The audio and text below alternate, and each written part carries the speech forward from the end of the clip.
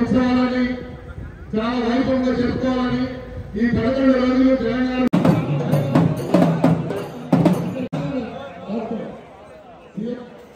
పూజైన తర్వాత కమిటీ సభ్యులంతా ఈ వినాయకుడు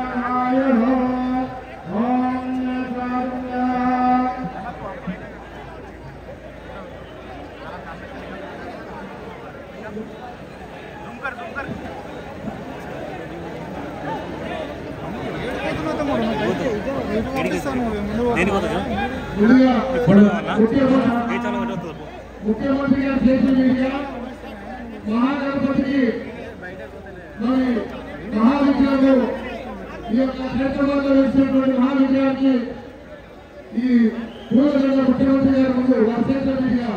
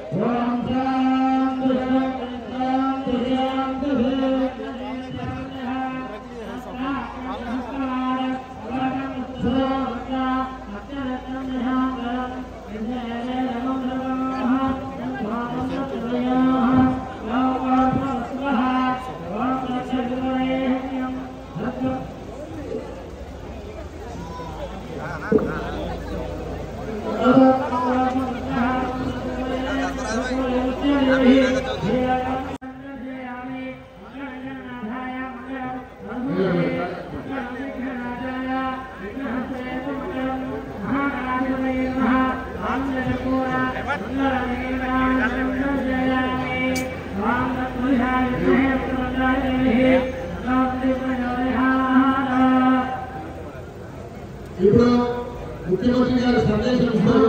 వినాయక చవితి సందర్భంగా తెలంగాణ ప్రజలకు అందరికీ రాష్ట్ర ప్రజలందరికీ కూడా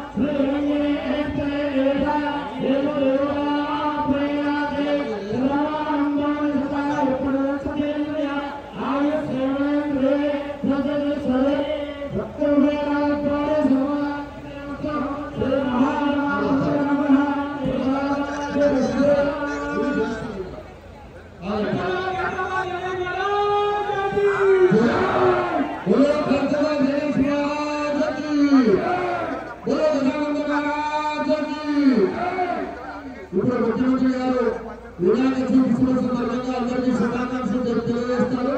తర్వాత ముఖ్యమంత్రి గారికి వచ్చిన అతిథులకు సన్మాన కార్యక్రమం ఉంటుంది. ఆ సన్మానం తర్వాత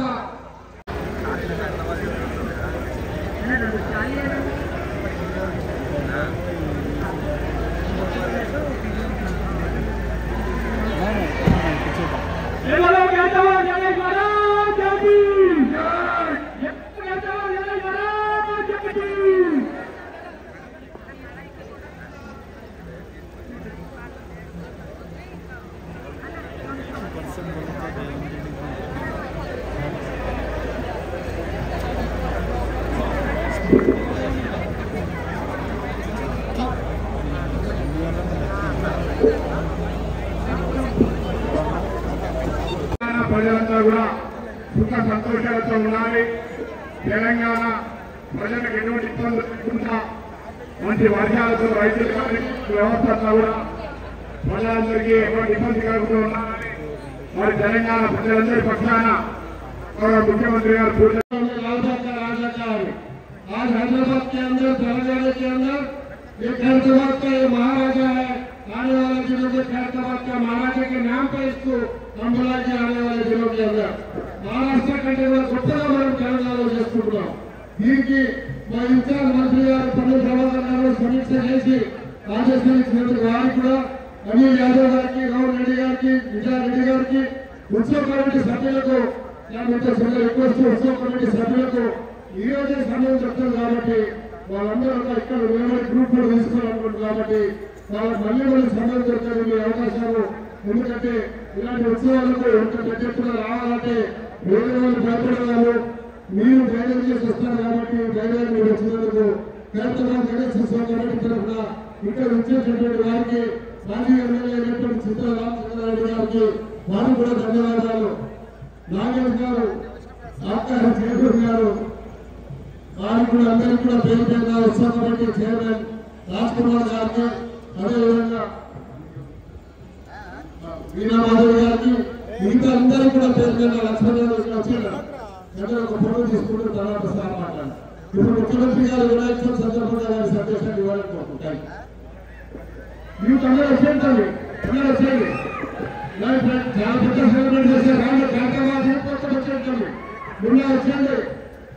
అలాగే ప్లీజ్ అండి అలాగే కమ్యూర్ ప్లీజ్ కమ్యూర్ అలాగే ప్లీజ్ అలాగే వచ్చేయండి. యూట్యూబ్ వచ్చేయండి. ముందు వచ్చేయండి అందరూ చూడలేదు ముందు